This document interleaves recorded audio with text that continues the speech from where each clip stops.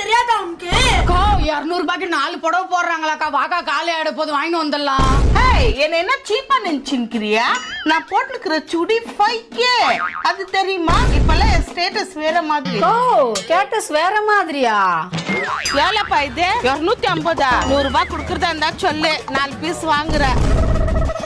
மா நீ வாங்கி கொடுத்த ஆப்பிள் வச்சுக்கமா வச்சுக்கிற. என்னக்கா இது ஆப்பிள் வாட்செல்லாம் வாங்கிட்டு இருக்கிற? ஆமா, என் பையன் நார்மல் வாட்ச் தான் கேட்டான்.